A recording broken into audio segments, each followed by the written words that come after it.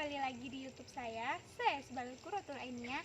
Nah, di sini saya akan menjelaskan tentang tanaman herbarium yang saya temukan di sekitar sini. Di sini saya menemukan tanaman mahkota. Bunga Euphorbia atau nama latinnya Euphorbia milcels memiliki salah satu tanaman dengan jumlah terbesar yang memiliki spesies sebanyak 2.420. Di Indonesia, tanaman bunga Euphorbia terkenal dengan sebutan pakis giwang.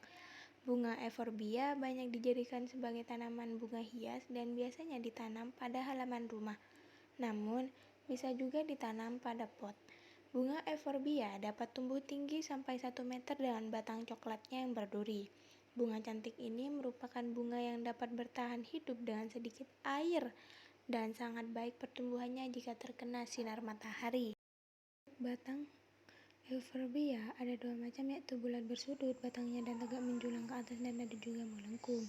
Batang lunak, halus dan tidak berkayu. Meski tidak berkayu, batang akan semakin mengeras jika sudah tua. Pada batang tumbuh duri, daun, dan bunga. Bila daun berduri muda akan tampak bintik-bintik putih pada batang, merupakan mata tunas atau bekas patahan daun mentok.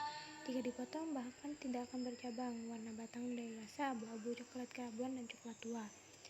Nah, durinya tersebut, duri Euphorbia, tumbuh mengelilingi batang. Ada dua jenis, yaitu tunggal dan ganda. Pada beberapa jenis dapat dijumpai kedua bentuk duri dalam satu tanaman dengan duri tersusun rapi, panjang seragam, dan ujung runcing. Nah, daunnya, pilih tanaman berdaun sehat, besar, tebal, permukaannya halus, segar, dan mulus. Tulang menjulang, terutama pada tulang bagian tengah keras. Warna daun bervariasi mulai dari hijau muda hingga hijau tua. Secara umum, daun Euphorbia mil beberapa varian bentuk daun sebagai berikut: lancip, oval, dan ujung daun lancip mengecil, lurus, dan ujung agak membulat. Bentuk hati dengan ujung daun membelah menjadi daun bulat. Pangkal daun ada 3 macam, yaitu pangkal melebar, lancip, dan lancip mengecil. Mahkota bunga Euphorbia sebenarnya bukanlah mahkota yang sesungguhnya, tetapi seluruh bunga bermodifikasi sehingga tampak seperti mahkota. Bunga muncul memberi dompelan. Setiap dompelan terdiri dari 4-32 kuntum. Termasuk tanaman berumah, satu karena dalam satu bunga terdapat benang sari dan putik. Putik akan mekar setelah 3 hari sebelum benang sari. Bentuk mahkota ada 4 macam, yaitu bulat, ujung lancip, bentuk hati, dan berbelah daun. Dan posisi mahkota ada 3 macam, yaitu saling bertumpuk, mengait, dan bersinggung. Nah, adapun buah dan biji tanaman Euphorbia ini termasuk mudah berbuah.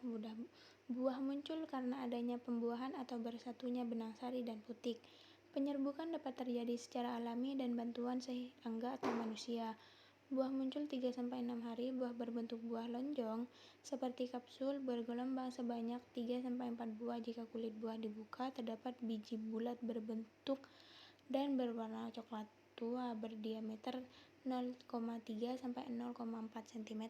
Tanaman yang kedua, saya menemukan Kamboja Jepang. Nah, tanaman Kamboja Jepang itu bisa disebut dengan adenium, yang berasal dari daerah gurun pasir yang kering dari dataran Asia Barat sampai Afrika. Sebutannya di sana adalah mawar padang pasir. Karena berasal dari daerah kering, tanaman ini tumbuh lebih baik pada kondisi media yang kering dibanding terlalu basah. Disebut sebagai adenium. Tanaman ini dinamakan adenium karena salah satu tempat asal adenium adalah daerah Aden, yaitu ibu kota Yaman. Tumbuhan Kamboja Jepang hanya mempunyai tinggi sekitar 2 meter saja sehingga bisa ditanam di pot. Sedangkan tinggi tumbuhan Kamboja kuburan dapat mencapai 10 meter. Bunga Kamboja Jepang tergolong ke dalam jenis tanaman tingkat tinggi yang memiliki batang, daun, akar, bunga, dan buah. Tumbuhan ini mampu menyimpan cadangan air cukup banyak dalam seluruh jaringannya sehingga dapat bertumbuh dan bertahan hidup selama beberapa hari tanpa air.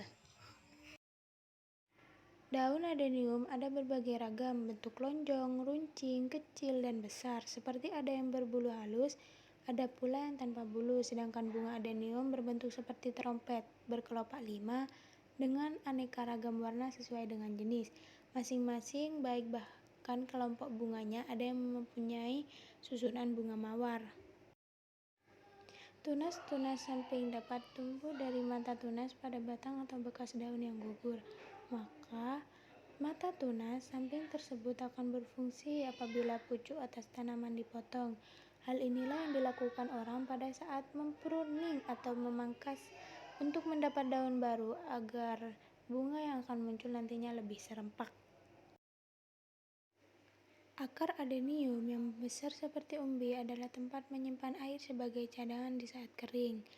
Akar yang membesar ini bila dimunculkan di atas tanah akan membentuk kesan unik seperti bonsai, sedangkan batang lunaknya tidak berkayu, namun dapat membesar.